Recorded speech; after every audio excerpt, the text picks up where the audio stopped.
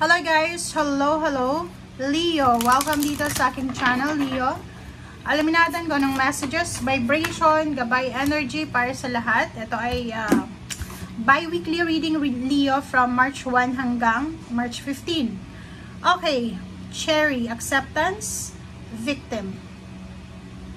Wow! Mag-iingat ka, Leo, from March 1 hanggang 15. Okay? Yun, it's a warning to. Mag-iingat ka dahil posible na isang tao, okay, mag-iingat ka ha, kasi this 15 days na to, isang tao ang posibleng magiging source of problem sa buhay mo.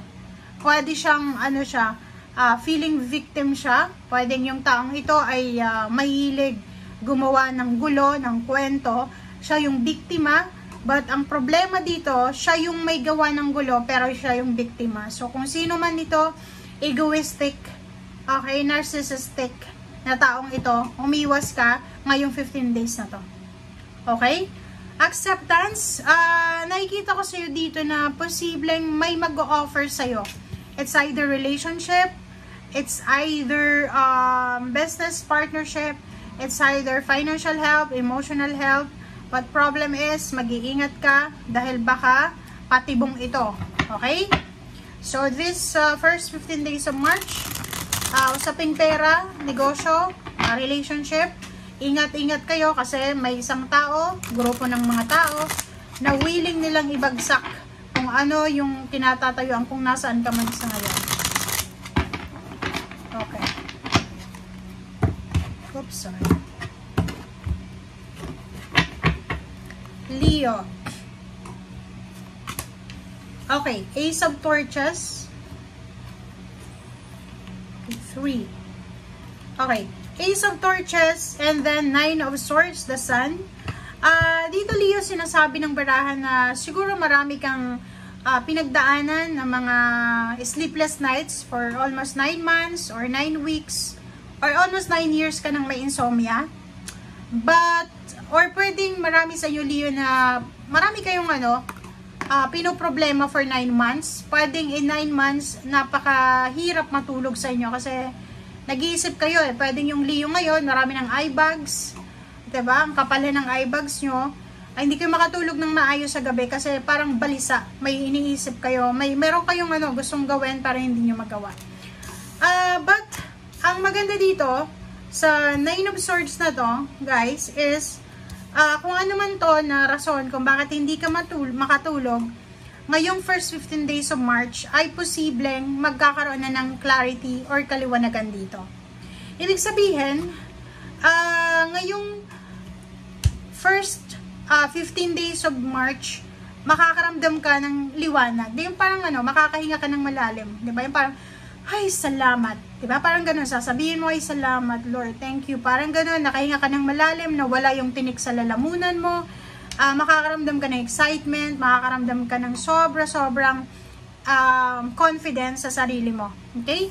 And at the same time, sobrang liwanag to, illumination. Nandito yung The Sun, siya yung pinakamasaya na tarot card sa lahat ng tarot deck. So, sinasabi ng baraha, na isang pinaka-exciting na 15 days ito sa buong buhay ng mga Leo. So, from March 1 hanggang 15, kita natin dito na walang rason para maging malungkot ka kasi yung rason kung bakit malungkot ka ay may result na, may clarity na, may answer na, naghihintay ka na lang kung kailan ito darating. Okay?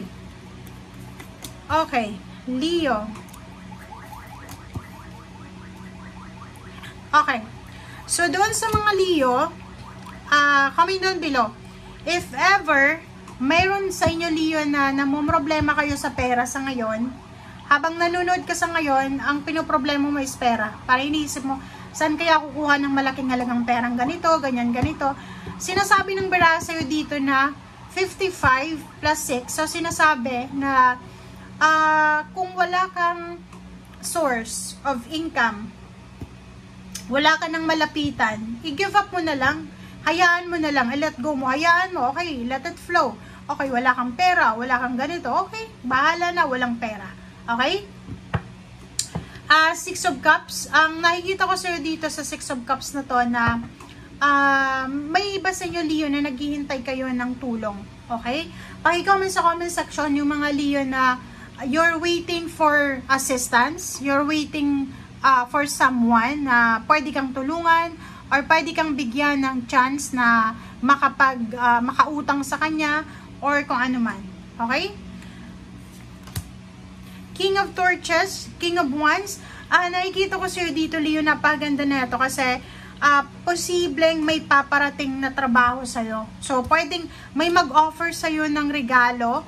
Ang regalong ito is pwedeng money, pwedeng recommendation to someone na financially stable, may company, ganyan, ganito. So, nakikita ko sa'yo dito na sobra-sobra kang magiging masaya.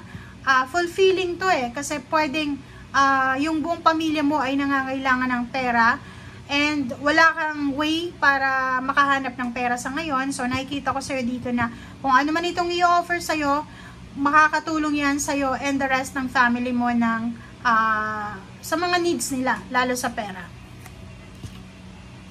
Okay, the Knight. Okay, Two of Torches. Doon naman sa mga Leo na parang medyo confused kayo. Dumadaan kayo sa kadiliman, 'di ba? May mga Leo na parang emotionally burdened, sobrang bigat ng nararamdaman. Plus, meron kayong family problems and then sumabay pa na walang pera, kailangan ng pera, walang mahingian ng tulong, walang mautangan. And nakikita ko sa'yo dito na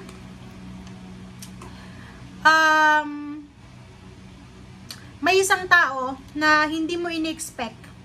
Marami siyang pera, marami siyang ipon.